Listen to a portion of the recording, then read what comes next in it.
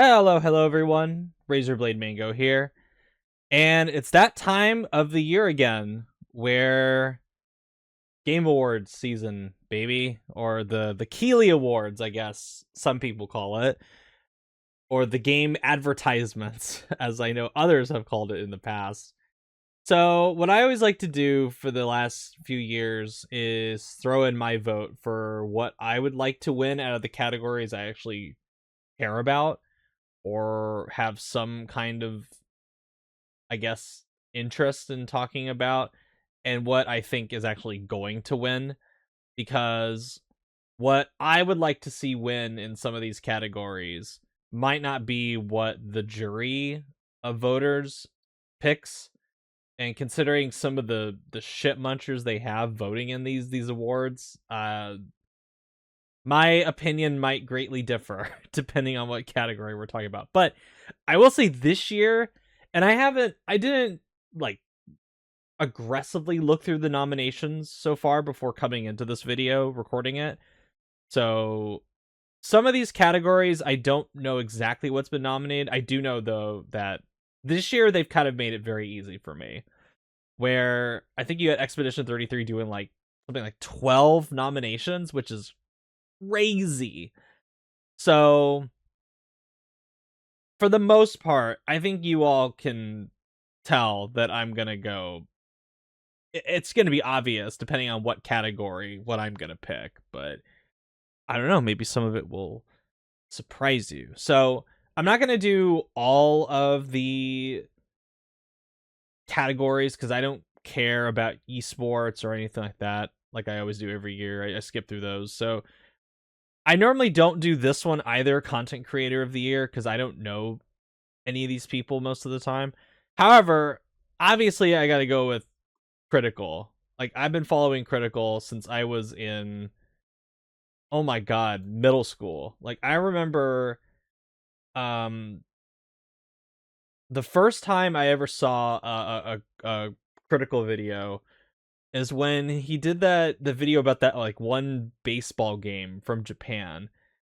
And I remember my buddy showing it to me, and um Critical was doing commentary over it, and one of the parts in that video made me laugh so hard that I couldn't breathe because I was laughing so hard.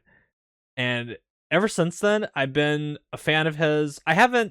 I'm not subscribed to Critical, if that sounds strange, just because of how much he puts out each day and every week and does live streams now on YouTube. And I just don't want my feed clogged with a bunch of his stuff. And I don't watch every video that he puts out, but there will be things here and there that catch my eye that I will see because they get suggested to me all the time.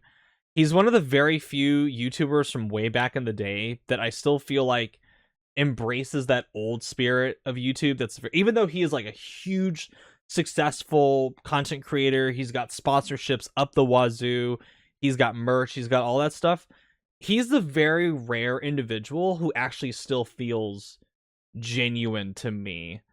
Like I think he's avoided a lot of the pitfalls that a lot of other content creators have fallen into, where they try to get too big for their britches or eventually run some kind of scam on their audience or have major controversies because of them getting, full of themselves. And I feel like for the most part, Critical has avoided that, and I'm so glad that he has, because I just think generally Critical is like also one of the nicer people I've seen in this YouTube space, who's like one of the major players. So yeah, I mean, who I think will win, I think it's gonna be Critical, because it's Critical. Like, come on, like what?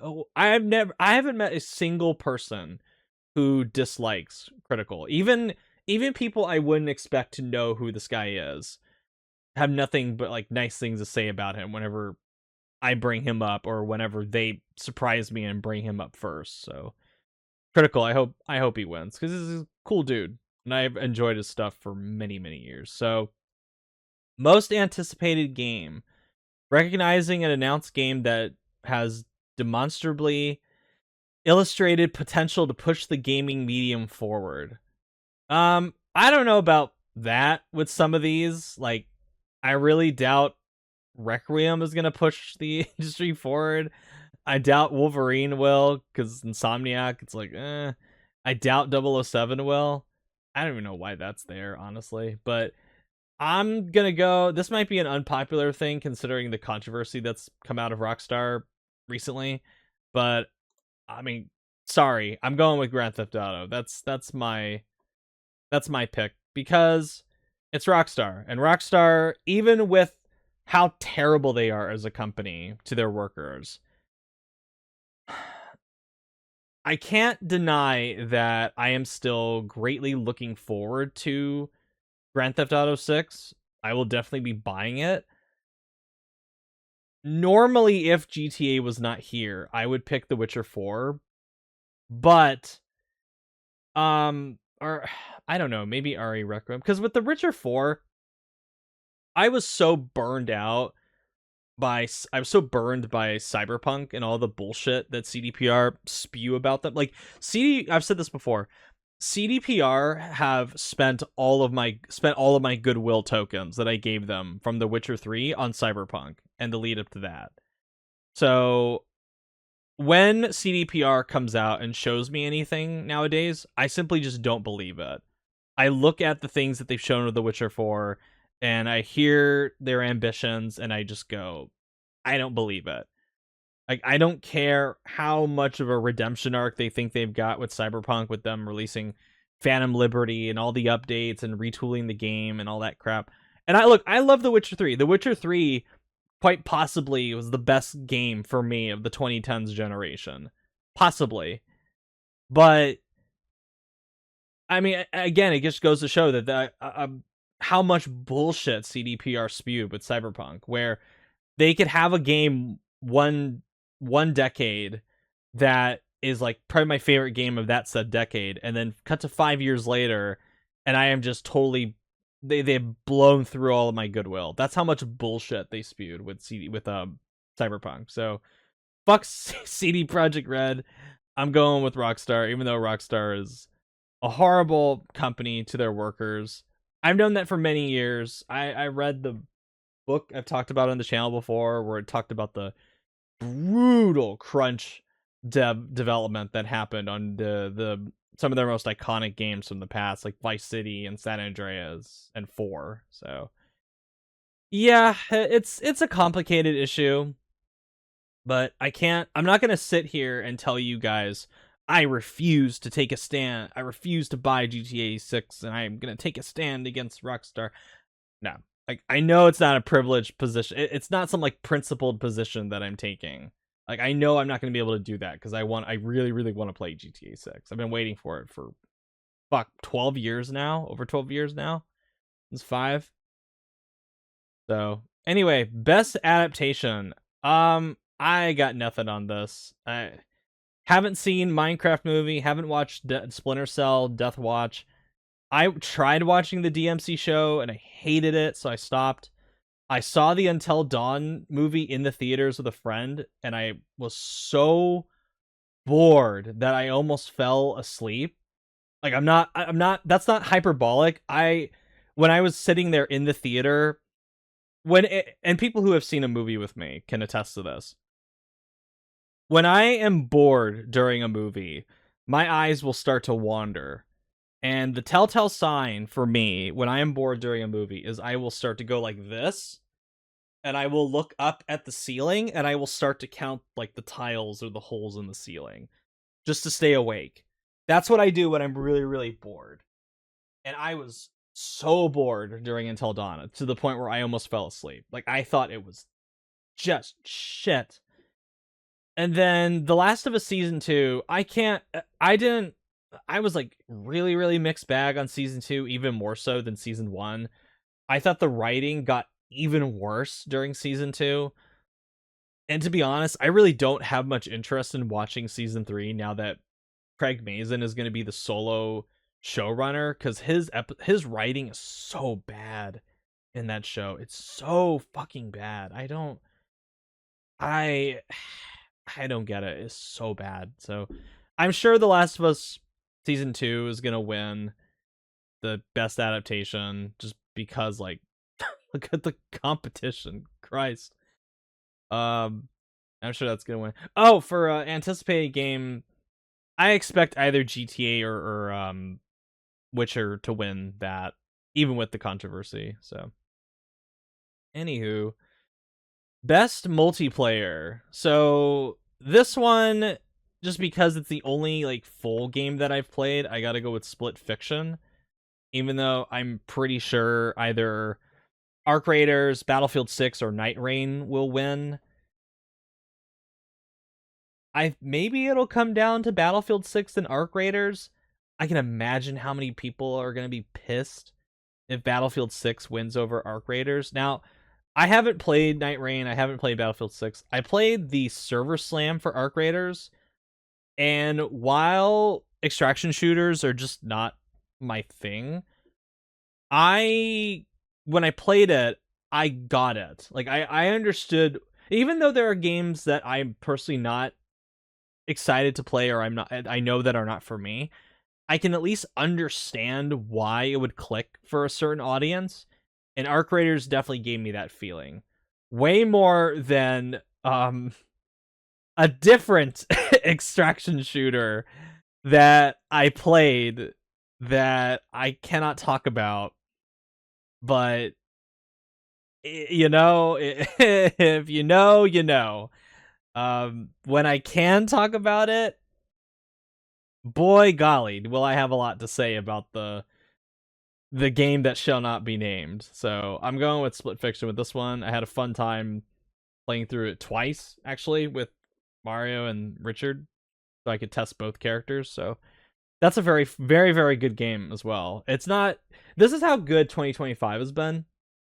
Is that Split Fiction? I really enjoyed my time with it, and it's not going to be in my cream of the crop video at the end of the year, or whenever I get around to it. Like, that's how good this year has been to me. And then, oh, come on. Oh, there we go. Or did I skip? did I skip forward like a bunch of categories? This thing's been really buggy for some reason. I don't know why. It's like buggier than usual this year. Oh, best sports. The only one I've played is Mario Kart World, and I wasn't all that impressed with Mario Kart World. Best sim. Yeah, I can skip this. I don't play these games. I don't play sim games. I don't play strategy games for the most part. I didn't play Civ 7, but I'm not really Best family game. For the best game appropriate for family play, irrespective of genre or platform. Out of the ones that I'm seeing so far, I gotta go with Bonanza. Because Bonanza was a lot of fun. And I am glad I bought, I'm glad I bought a Switch 2. I'm not gonna say, like I said in the video that I did where I talked about 2025 games that I hadn't made full videos about, I'm not gonna say Donkey Kong Bonanza is a major system seller, but it is a very fun game, and I don't regret buying a Switch 2 to play it. So I'll put it that way. Like, Split Fiction, I would say if the writing was better in Split Fiction, that might get the edge over Bonanza, but I would say Bonanza is the better game overall, in my opinion. And as for what I think will win, I mean, considering, don't Nintendo usually dominate this category outside of... Did Astro Bot even win Best Family last year? When was that nominated for Best Family? I don't even remember, but usually Nintendo dominates this category, so I'm gonna assume either Bonanza or Mario Kart World will win. Maybe Bonanza, that might win. Best fighting, I don't care. I don't play. Best RPG. This is gonna be the first of... Well, actually, really, okay, so I think I haven't played Kingdom Come Deliverance 2. I haven't. However, this one is actually, like, I could see either of these two winning. Now, by default, because I haven't played Kingdom Come Deliverance 2, I would have to pick Expedition 33. But I will say that some of the stuff that I've seen from KCD2 regarding how deep the rabbit hole goes and how you can finish multiple quests and the level of immersion that this game has in putting you in a specified role, even to the point of making it frustrating and time consuming for certain things in order to kind of give you a greater sense of immersion in this time period, I've found to be very impressive. And it's actually gotten me very curious to check the game out.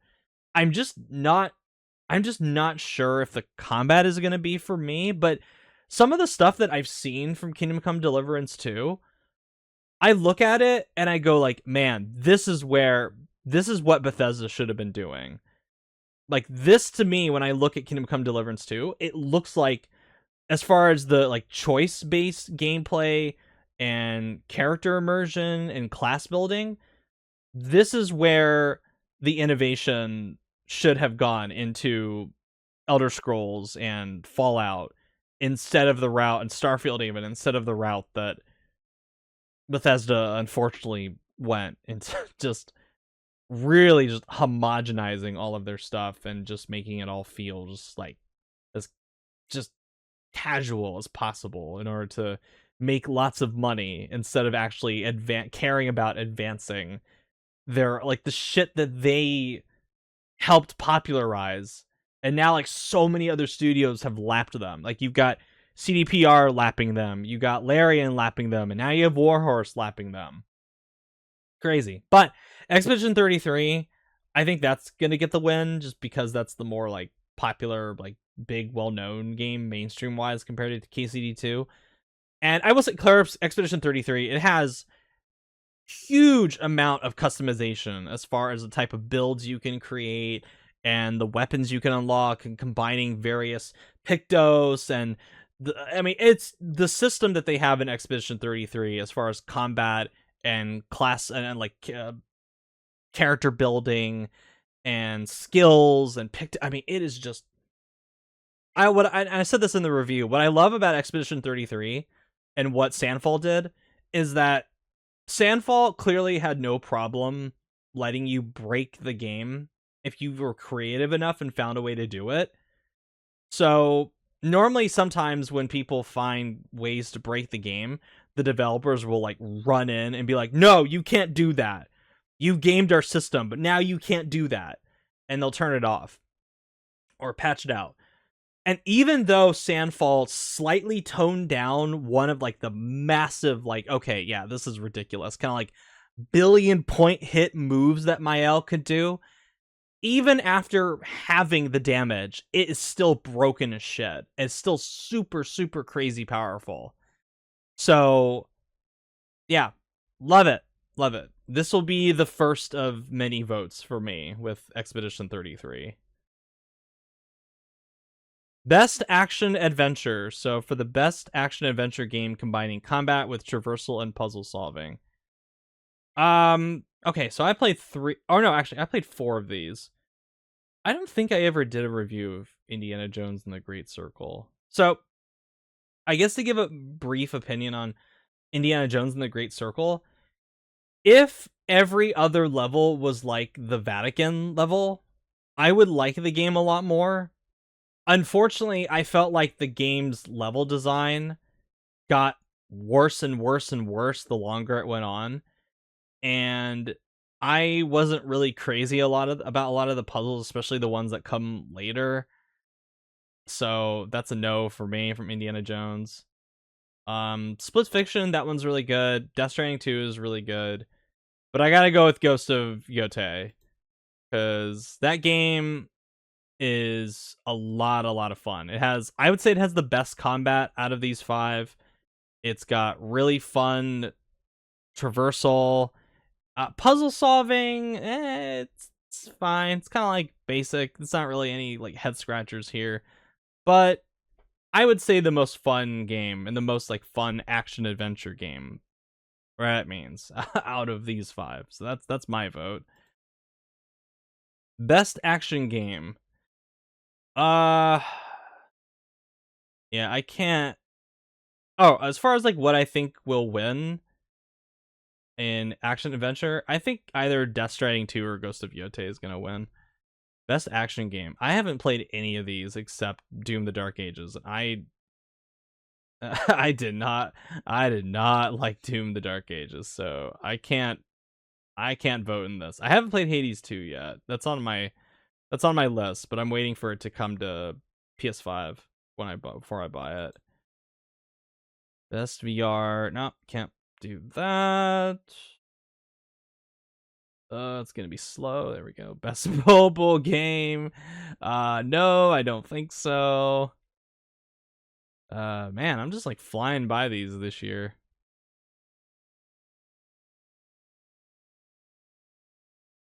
Man, that awkward moment when you click previous and it takes forever to load. I don't know why this website is so fucking buggy this year. I don't know what's going on. I don't know if it's like with my ad blocker or my like some of the other extensions that I've got, but it's like, man, this thing is this year. Oh yeah, there we go. Okay. So, like, do I really best debut indie game? I know there was originally 5, and I gotta give respect to, I forget who it was, but they said like, please remove my nomination because I'm not a debut indie developer. So I gotta give them props on that. But these are not indie games. These are like Sandfall. Sandfall is not an independent studio. They're being funded by Kepler, and they're getting money from Microsoft. They got money from Xbox to finish the game. That's not a debut indie game. Blueprints, again, it has a publisher. This has a publisher in Panic. I would say the only one that is a debut indie game is this one, is Ad Hoc. That's the only one, is Dispatch from Ad Hoc. That's it. But I haven't played Dispatch, even though I've heard it's very good. But I don't know. Some of the writing I've seen looks very good, and then there are other things that I see that I'm like, I don't know. But I hear it's very good. I loved Blueprints. Love Blueprints. But just because it's here, I gotta go with Expedition 33, which is, even though it's not an indie game, like seriously, it's really not. It's a fucking amazing achievement for a first-time studio. Just, I still can't believe this is like their first game. I can't believe it. Like, I really just can't. And again, with the fucking independent. Okay, again, the only ones here that are independent are Hades 2 and Silksong. That's it. That's all it is. I think Expedition 33 is going to win the last one, but just because it's here, I gotta go with Expedition 33 again. Because, yeah, of course I have to. I haven't played Silksong. I haven't played Hades 2. I played Ball Pit. That one was pretty good. I thought a lot of people were kind of hyping this one up too much. But it's a fun game. I played the demo for this one, and it was fun, but it's not really something I was going to pick up. And obviously I said I love Blueprints, but outside the traditional publisher system. What do you mean outside the traditional publisher system? Devolver Digital is the traditional publisher now. They have investments from like Tencent and Sony. Like, give me a fucking break with this, Keeley. Like, come on. As for what I think will win, I think the Expedition. I do think Silksong might have a chance at winning this. I don't know about Hades 2, but I think Expedition 33 is going to win that. So that's that. Oh my god, do I really gotta click on this again? Come on, guys. What are we doing?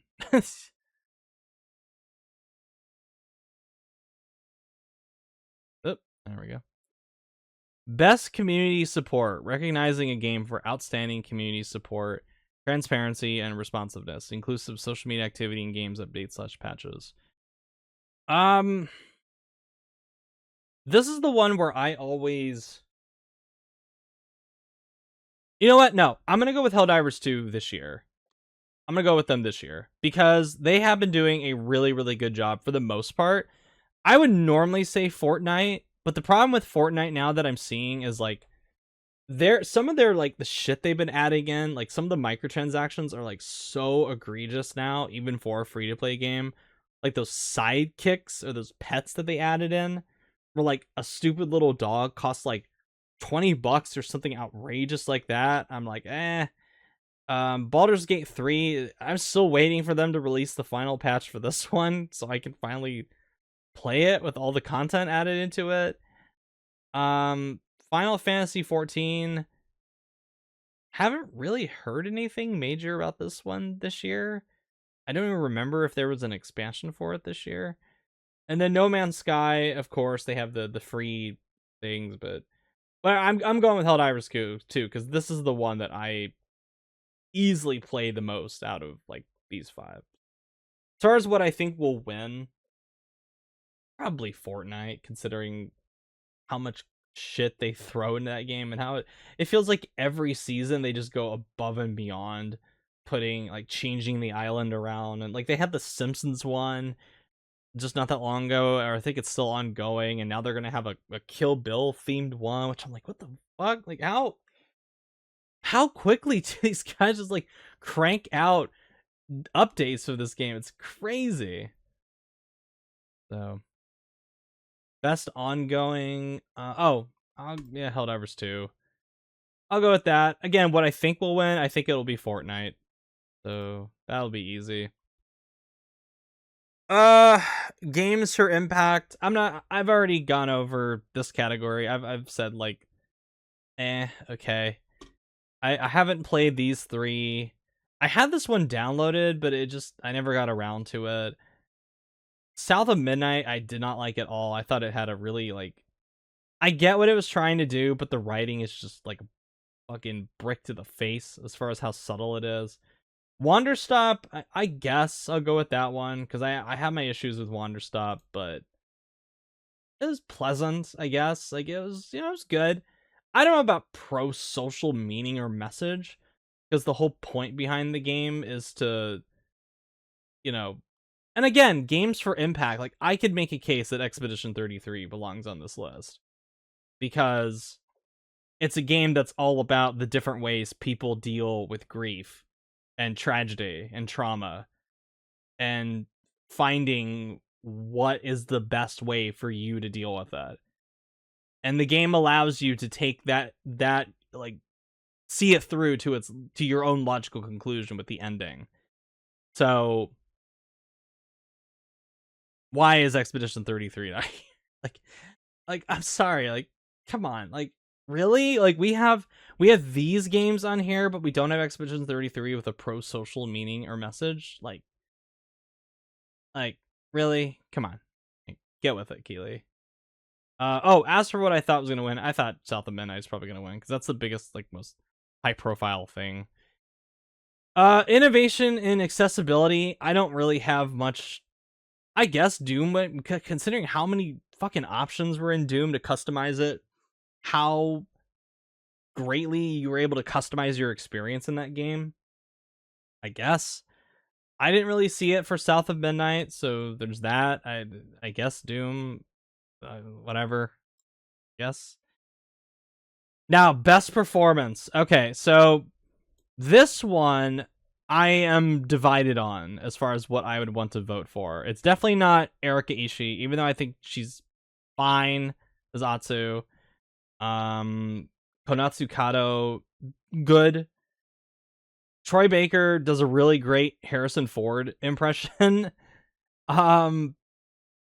It's like, okay, you're mimicking Harrison Ford.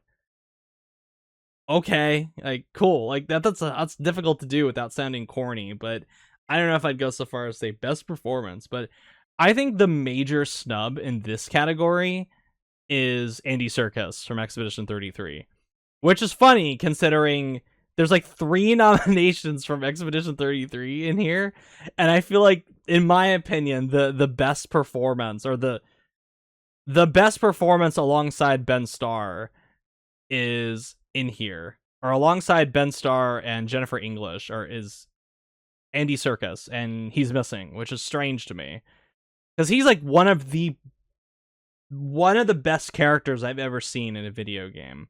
I mean, alongside like Mael and Verso. I don't know about Gustav, but I mean, I love Charlie Cox's performance as Gustav, but it's just, I don't know. Where's Andy Serkis? It was funny. You could have replaced everybody. Get rid of Troy Baker, get rid of Konatsu Kato, get rid of Erika Ishii, and you could you could fill the remaining slots with performances from Expedition 33, and I would be like, yeah, that's perfectly fine. Because I felt all of the performances from the main cast, everybody from like Ciel, Lune, Monoko, Eskie, just Renoir, just everybody, just amazing performances. But unfortunately, I have to pick between these three. I'm not going to go with Charlie Cox. I don't think his performance is quite on the level as Ben Starr and Jennifer English are in the game. Oh, so this is a tough one for me. Oh, it really is between Ben Starr and Jennifer English. I think it's a toss up between either of those two. I would be stunned if like Erika Ishii, Konatsu Kato, or Troy Baker wins. Like, to me, like they're not even in consideration in my opinion. But I think it's going to be either Ben Starr or Jennifer English. Gun to my head, who I think would win, I'll go with Jennifer English on that one. But oh man, just my own personal opinion, this is probably the toughest one for me because I love both of their performances so much in that game. This is tough. And I'm not going to go flip a coin. I'm not going to cop out with that one. I'm going to go with Ben Starr. And I don't want to get into why without spoiling too much, but he plays a very unique character that I've never quite seen in a video game before. I mean, you'd have to play the game to kind of know what I'm talking about, and I think the way Ben Starr plays it, I mean, Ben Starr is a great voice actor in general, but I think his performance is so unique, and a lot of it, even though the writing for Verso is fantastic, I think a lot of what Ben Starr brings to the table as far as like the gravitas and the emotional vulnerability, that really ends up selling the character for me. And there are some moments that I mean, with Jennifer English as well. Jennifer English has one moment in the game that like really like got to me. Ben Starr has one too. I'm not gonna say which one, but if you've played the game, you could probably figure out the moment, like the line that he says that is like it's like devastating when Ben Starr delivers it, and it's just like oh man, just ay. But as far as who I think I think it's a toss up between Ben Starr and Jennifer English. I don't think Charlie Cox is going to be in there because I mean, his performance as Gustav, it's great. I love it. It's just not up there with these two. These three are definitely not. Again, you could have cut these three out and put all the other performers. Like, I'm kind of annoyed that the actor who plays Eskie is not in here, because I think Eskie's performance is like one of the highlights of the game for me. Along with Ciel, I think Ciel's actress deserved to be in here. She was great. I loved her performance. Lune as well. Fuck it, Andy Serkis, throw fucking everybody in here. Expand it to like fit all of the main cast for Expedition 33. I don't care. Who's gonna go cry about it? Like, fuck off. Just fuck off. I am surprised though that nobody from Hades 2 is in here. Because Hades 2, I haven't played it, but I assume the performances in that game are stellar. Because the voice performances in Hades 1 are, like I said, stellar. That like Supergiant's voice actors, like the normal voice actors they bring in for all their performances are like some of the best in the industry. So I'm really surprised. I'm almost annoyed that Troy Baker is here and not somebody from Hades 2, even though I haven't played it. I'm also surprised somebody from Death Stranding 2 is not here. Like, I feel like Troy Baker should be swapped out for Indiana Jones and be in here for. I would understand it if he was in here for Death Stranding 2, because he's like, as far as the cast goes, I think he is like the MVP of that game. His performance is just incredible and charismatic and awesome, and I love him as Higgs. But anyway, I've gone a lot about best performance. So, best audio design. Oh, recognizing the best. See, I think all 5 of these games, even though I haven't played Battlefield 6, the sound design in Battlefield games are always great. So I assume it's equally great in Battlefield 6. I assume probably more so, considering the advancements in technology. I'm actually like Silent Hill F. I think the atmosphere is quite good, but I felt like the sound design, like, it's not as effective as it is in Silent Hill 2. So it's like, Ghost of Yotei, yes. Death Stranding 2, yes. It has unique sound design. I definitely remember all the little like noises, the unique noises that come out of like UI noises and stuff like that from Death Stranding 2. So I think that's unique. Expedition 33, like, look, I love the score. Like, we'll get to that. We'll get to that. I adore love. I think even saying love is putting it mildly. I worship the score for Expedition 33.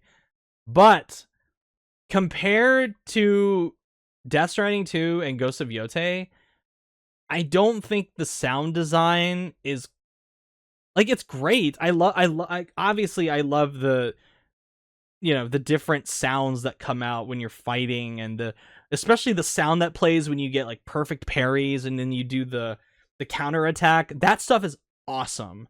That sound is awesome. Makes you feel so powerful. But I think for me it comes down to like Ghost of Yotei and Death Stranding 2.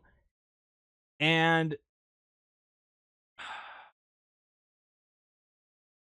I would really have to go and like sit in these games worlds and like really listen and go like, oh, okay, I can like hear the little things and stuff like that. Like, it really does come down between, look, I've said a lot of things about Sony over the years, but they have some of the best audio designers in the industry, and like any support that they throw these games, like, it's incredible stuff.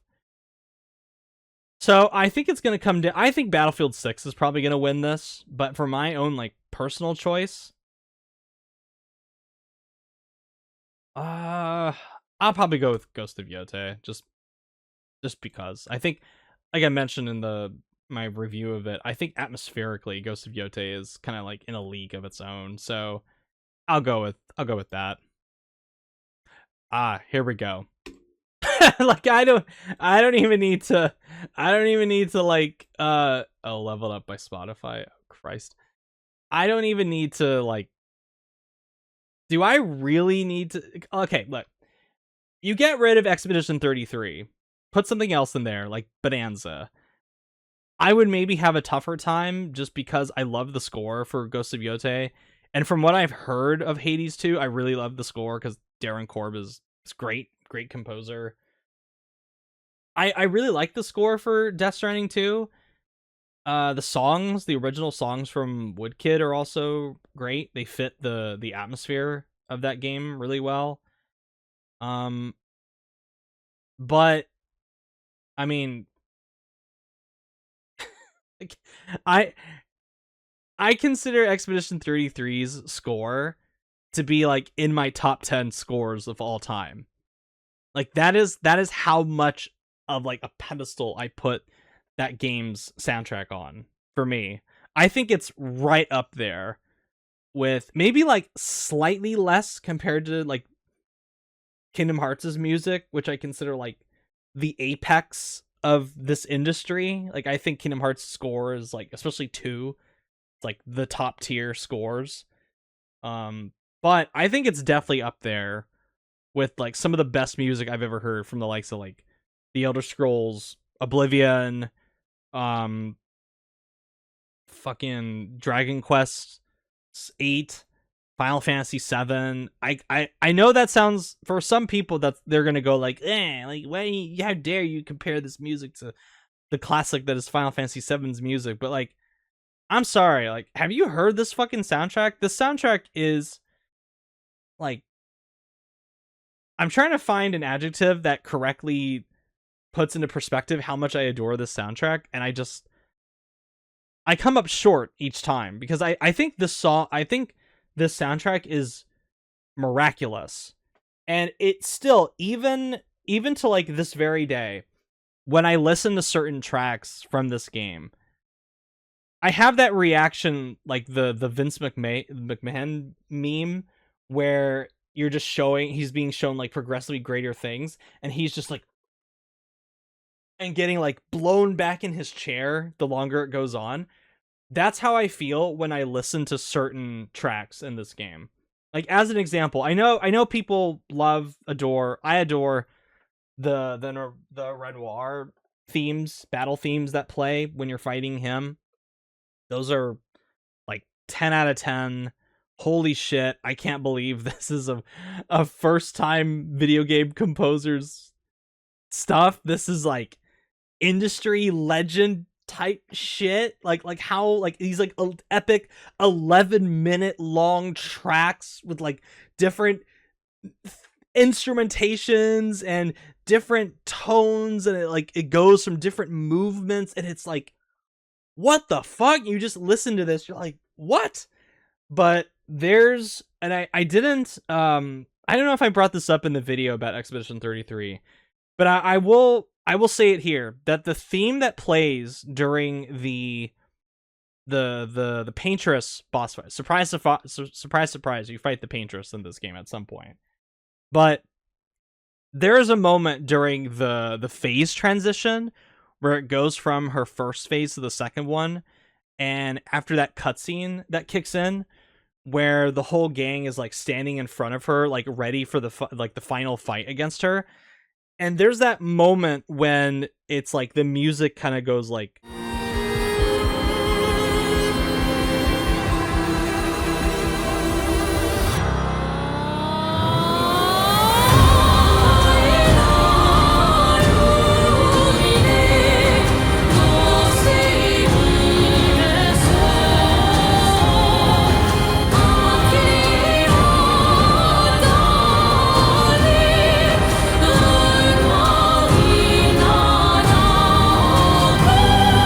my goosebumps get goosebumps. Like I can't sing for shit, so I can't do the vocal inflection on point.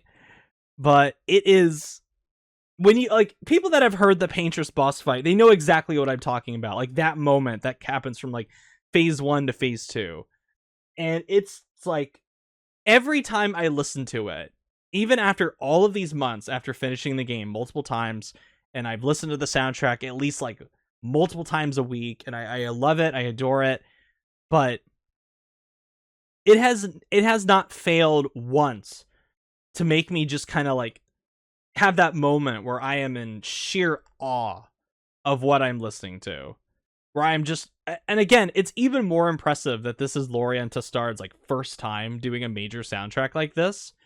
I mean, sure, he's worked on, his own private SoundCloud and his own original compositions there, which I don't know like where I can find these original compositions. I would love to hear them, like what he was doing like years ago outside of Expedition 33. I'd love to hear it. But just, oh my god, just this is where like I just, again, I try to think of the right adjectives and the right sentences that do justice to how much like that matches the level of like enthusiasm and like love, passion that I have for this soundtrack, and words just completely fail to perfectly encapsulate how much I adore the soundtrack to this game. So I'm sorry, like I love the score for Ghost of Yotei. I love what I've heard from Hades 2. I really like Death Stranding 2 soundtrack. I'm sure Hollow Knight Silk Song has a very nice score. This will win. I mean, I think it'll win. Obviously, I don't think there's a chance. I don't think there's a chance. If anything else wins over this, this is my one award where normally I don't care about these awards. This is the one I will allow myself to care about this year because like Lorien Testard needs to win this. Like absolutely should win every single music award that he's nominated for this year. Fuck the Grammys for not including. They included fucking Avatar Frontiers of Pandora and Star Wars Outlaws in their video game soundtrack nominations, and they didn't include this. Fuck the Grammys. Grammys suck. Eat a fucking bag of dicks. So. Alright, best art direction. This one should not be a surprise either, coming from me. It's Ghost of Yotei. And like, look, I adore the visual design of Clair Obscur Expedition 33. Obviously, I love the visuals of Death Stranding 2. These are like this in particular, as far as realistic graphics, the technical achievement is staggering as far as how realistic certain shots look, to the point where it tricks my eye into thinking it's photorealism. Hades 2, I know looks beautiful. Hollow Knight Silk Song, I know looks beautiful. Like I said, Ghost of Yotei, I won't pontificate again and again about this with Ghost of Yotei, but I think as far as art direction goes, Ghost of Yotei and Tsushima for that matter are in a league of their own. I think just the way Sucker Punch is able to combine, you know, beautiful color palette, particle effects, wind effects, the shadows, lighting, like textures. I mean, it is just, it's immaculate. It's an immaculate looking game. I love the look of Ghost of Yotei. I think it is best in class. Like, again, no offense to Death Stranding 2. Great visual design. Clair Obscur, great visuals. Even for this one is also impressive considering it's Unreal Engine 5 and it looks as beautiful as it does and it runs as well as it does, even with some of the obvious compromises that it has. But I mean, yeah, I gotta go with Ghost of Yotei on this one. It is just immaculate. So again, I don't even need to. I don't know why the fuck. I know why that's nominated because that's Sony. I know why that's nominated. Yeah, I get it. It's not my personal pick. Haven't played it. Can't say for sure. Death Stranding 2.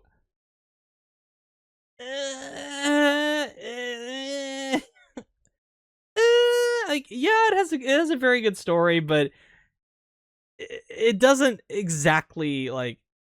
It sounds like I'm trying to like a touch Kojima with like kids gloves, but his major weakness when it comes to writing is exposition. He is so bad at organically weaving exposition into his narratives, and what you get are just multiple long exposition dumps that just kill the pacing of the game for me. And I feel like pacing was also a big problem in this one as far as the narrative, so I definitely was not going to go here. Even though I found parts of this game to be very moving. But come on, man. Just like seriously? Like really? Compared to these other four, like come on. Like come on. Like some people might not agree, but I think Expedition 33 has some of the strongest writing I have ever seen in a video game. And I think other studios would do well to learn from how expertly Expedition 33 combines tragedy and comedy and adventure and just the themes that it explores with such intelligence and insight and emotional maturity, and just the this is what I mean when I say I've had a problem with a lot of video game writing because I feel like a lot of it lacks flair. It lacks like quirk. it doesn't feel like characters are actually speaking to each other from like real life. They don't feel like genuine human interactions. They feel like somebody is writing it in a studio somewhere. And I feel like Expedition 33, it's that rare video game on like this kind of scale where the writing is just so smart and it feels so natural between the characters. And even when they introduce comedy into the narrative, it's like laugh out loud funny. And this is in a game that is depressing as hell at times. That like that the game opens with like one of the most like heartbreaking moments I've seen ever in a video game. And it just has like multiple heartbreaking moments within the story, and it still finds these like really surprising ways to catch me off guard with the humor, and all of it just feels so organic and well put together. And then the natural flow that the game has is, I would say, for the most part, there's only one segment of this game that I probably would have cut, and it has to do with like the lead into the final area. I would have cut down on that because it goes on for too long. But I still think about this game's story and how deeply it affected me and moved me. And like I'll go back and just watch certain cutscenes sometimes and just sit there and just be like, holy shit, like some of there's a line, like I'll try not to spoil too much, but there's a line where a character is scolding his daughter, and the daughter goes like they're having this argument, and the daughter goes like, "You treat me like I'm still 5." And the father goes like, that's a line that I love this line so much. And he says, "I treat you as if the shadow of the worst day of our lives is going to suffocate you and take you from us too." And the way that line is delivered is like so like whoa. And that line by itself, I think, is incredible. And it says so much about the character that's saying it without like going on and on and on and on about like narrative exposition dumps and stuff like that. And that's something that I think the writers at Sandfall do extremely well. And this is something I've preached, is that they say a lot with less. Where this is a game that can get an idea across in just one or two sentences, where like it takes multiple minutes for a game to try to do it or think that they're selling it on other games. Or something as simple as one sentence or a single word or a look, not even any dialogue, like a look. That's storytelling as well. It's not just writing, it's visual storytelling. And like I said in the video that I made of my critique of Expedition 33, there are moments in this game where there is no dialogue whatsoever. It's just the characters interacting with each other, like looking and touching, and the music. And it says like there's so much going on in those small moments that puts to shame these like other big budget AAA games that have like tons of writers and whole like narrative departments and stuff like that. Like I think any moment, I don't think there's a single moment in Ghosts of Yotei or Silent Hill F that even comes close to a lot of the moments in Expedition 33 narrative wise. Like there's maybe like a one or two in Death Stranding 2, but for my money, and I've gone on long and long enough with this, I think Expedition 33 is going to win this. Like, I don't see how it's not going to, unless the people voting are stupid. That's not fair, but come on, like, no, seriously, like let's get real, people. Expedition 33 clearly has the best narrative out of these games. Like, come on, best game direction. Yeah, we let's wrap this video up. Yeah, obviously, game of the year. There we go. So I think I do think it's gonna win both of them. So, and I've gone on and on about my reasons about how much I love Expedition 33, but I could talk for hours about how much I love Expedition 33. But I Yeah, I just think this game, again, for a studio's debut title, it is miraculous that it turned out as well as it did. Even though, and I know this is a myth that people like to push, there were a lot of contract studios that worked with Sandfall Interactive. It's not just Sandfall Interactive, and I do have to stress that. There are a lot of contract studios that they used, and they got money from Xbox to work on this game as well. So I don't want to hear it that this is some fucking indie studio. It's like 33 people worked on this game. No, hundreds of people worked on this game. But even by that standard, this game is a fucking magnificent achievement. Because I have played games from studios that are like 500 people worked on it. Like, fuck, probably like 1,000 people worked on it. And it doesn't give me anywhere near as much joy and food for thought and moments of just insane just awe and beauty and the music. My god, the music in this game. I think Expedition 33 is one of the greatest games ever made. I think it is up there with some of the best RPGs, like JRPGs. As far as like, I know it's not a JRPG, technically. It's a turn-based RPG. Please don't yell at me, I know, but I would put this up there, in my opinion, with the likes of, like, I would probably put this up there with the best that Final Fantasy has to offer. I'd put this up there with the best that Dragon Quest has to offer. I think it's better than Kingdom Hearts 1, if I'm being honest. Not quite KH2 there, but close enough. If they just fix certain things in the game, this could easily be like a top 10 of all time for me. But it makes me, I'll have to do a video on this at some point, but it makes me both excited and a little nervous about Sandfall's future, because I hope they don't get stuck in trying to recapture the lightning in a bottle that I feel like they got with Expedition 33.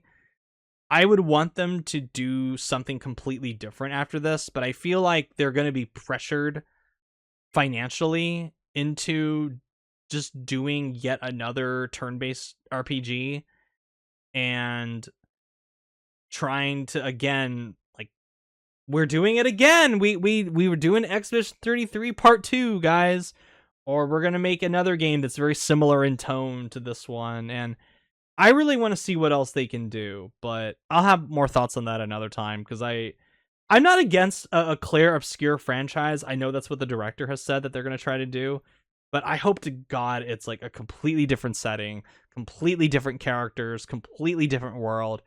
I would almost say completely different gameplay, because, like, I don't want any more games in this world for reasons that I can't get into for spoilery reasons. So, but yeah, Clear Obscure Expedition 33 game of the year easily.